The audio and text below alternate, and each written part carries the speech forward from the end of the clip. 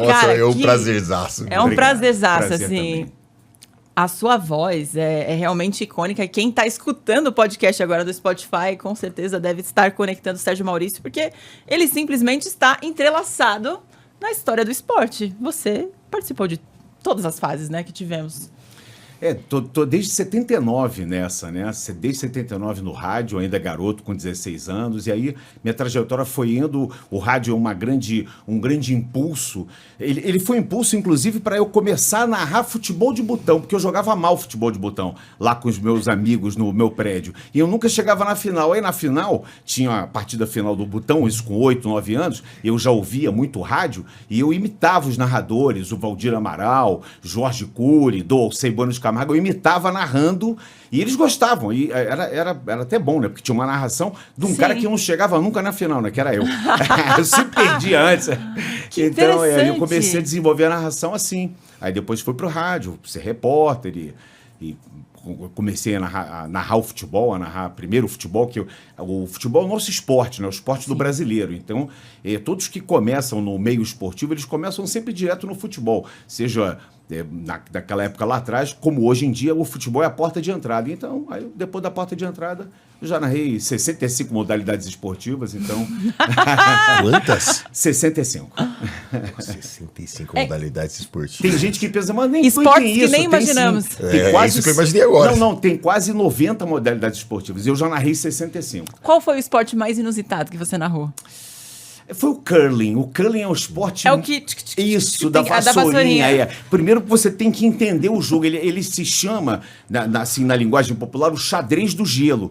Porque você tem que ter ali um expertise de poder empurrar aquela pedra, e aquela pedra tem toda uma tecnologia, né? A superfície, e você tem que contar com seus coleguinhas para eles varrerem ou rápido ou devagar para fazer a pedra andar muito rápido ou andar muito devagar. E você tem o objetivo que é chegar no círculo, ali no centro, alvo, né? digamos assim, no target ali.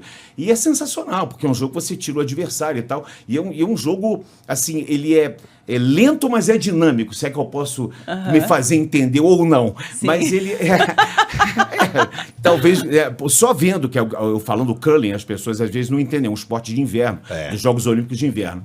Esse eu acho que talvez tenha sido um dos mais inusitados, assim, que eu narrei. Não, é Mas sensacional, literalmente né? um jogo de É xadrez muito mesmo, legal, é muito legal. Depois que você começa a entender, e eu fiz uma transmissão, eu fiz os Jogos Olímpicos de 2014 em Sochi, lá na Rússia. Então, antes eu fiz toda uma preparação. E eu tinha lá do lado meu, era o Cláudio Marcelo, que era da seleção brasileira. E a seleção brasileira, claro, não conseguiu se classificar. A gente não é bom de esporte de inverno, né? Nosso forte é esporte... Aliás, nosso forte é o Paralímpico, nem o Olímpico. O Paralímpico a gente tira... O Paralímpico muita a gente dá medalha. aula. Exatamente. Dá aula. E eu fiz com ele, pro nosso telespectador, uma experiência didática. Eu falei, cara, não vamos nos preocupar com o jogo, antes de começar a transmitir, não vamos nos preocupar com o jogo em si, mas sim em aprender e explicar pro telespectador qual é a dinâmica do jogo. E você sabe que teve uma audiência nos jogos que foi impressionante. Nós não temos a menor intimidade com o curling. Tem até uma pista acho que, se não me engano, em Porto Alegre tinha, não sei se tem mais.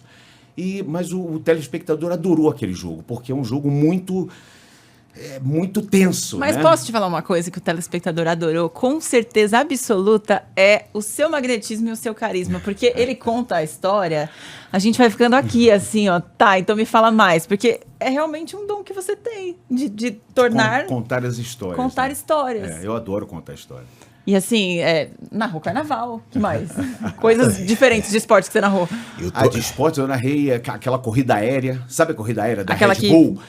Dos aviões. Não é do Winged, não. É dos aviões, aquela dos aviões, aquela corrida aérea mesmo, né? A Air Race, que se chama, Sim. né? Eu fiz motonáutica, eu fiz diversos esportes. Motonáutica. Esse é novo. Eu narrei Supermotar, que é uma categoria que mistura terra com pista, né? Tipo, nos kartódromos eles colocam elevações com terra, então a moto vem, sobe e tal, super espetáculo, assim. São esportes, assim, às vezes inusitados que não estão aparecendo muito. Eu fui o primeiro cara que narrou Vale Tudo, aqui no que ainda se chamava Vale Tudo. Eu narrei o UFC 4. Nós estamos aí no 270, sei lá, eu narrei os 60 primeiros UFCs, fui eu que narrei. narrei. Muita da terminologia que hoje é usada, fui eu que criei e inventei ali na hora, porque Você a tem gente... preferência Hein? pra narrar um esporte? Qual é o seu preferidinho?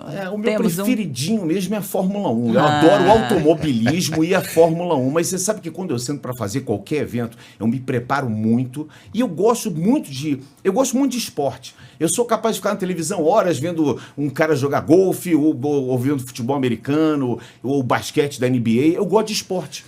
Entendeu? Então, acho que isso é... Eu até falo assim que eu sou um cara privilegiado, porque eu faço o que eu mais gosto e ainda me pagam para fazer isso. Então, eu acho que isso é um privilégio, né? Com certeza. Para quem... Privilégio mesmo. Na profissão, né? Eu consegui chegar na minha profissão e hoje ser um cara, assim, acho que bem sucedido, já 47 anos fazendo isso. Poxa vida. Então, eu acho que eu sou um cara bem sucedido.